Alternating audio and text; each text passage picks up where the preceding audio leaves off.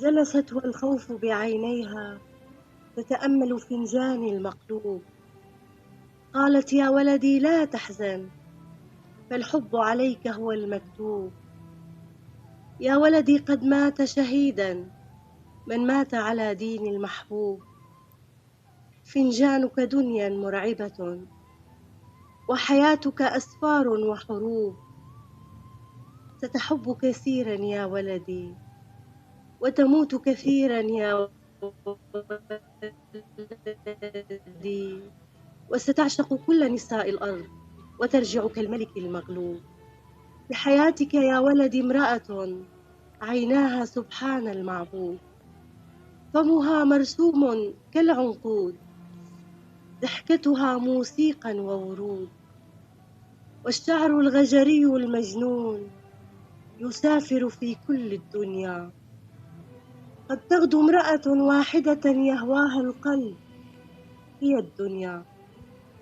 لكن سماءك ممطرة، وطريقك مسدود مسدود. فحبيبة قلبك يا ولدي نائمة في قصر مرصود. من يطلب يدها، من يدنو من سور حديقتها، من حاول فك ضفائرها، يا ولدي مفقود مفقود. بصرت ونجمت كثيرا، لكني لم أقرأ أبدا فنجانا يشبه فنجانك. لم أعرف أبدا يا ولدي أحزانا تشبه أحزانك. مقدورك أن تمشي أبدا في الحب على حد الخنجر، وتظل حزينا كالصفصاف، وتظل وحيدا كالأصداف. مقدورك أن تبقى مسجونا بين الماء وبين النار، ورغم جميع حرائقه، ورغم جميع سوابقه، ورغم الحزن الساكن فينا ليل نهار، ورغم الريح ورغم الجو الماطر والإعصار.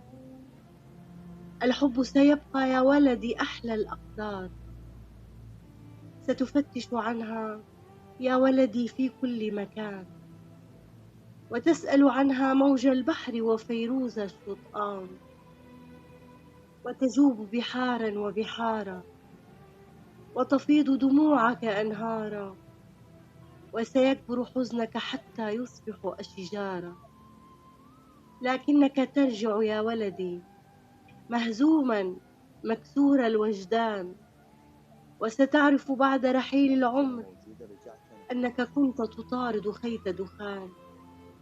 فحبيبة قلبك ليس لها أرض أو وطن أو عنوان. ما أصعب أن تهوى امرأة يا ولدي ليس لها عنوان. سمعوني؟ سلامتك.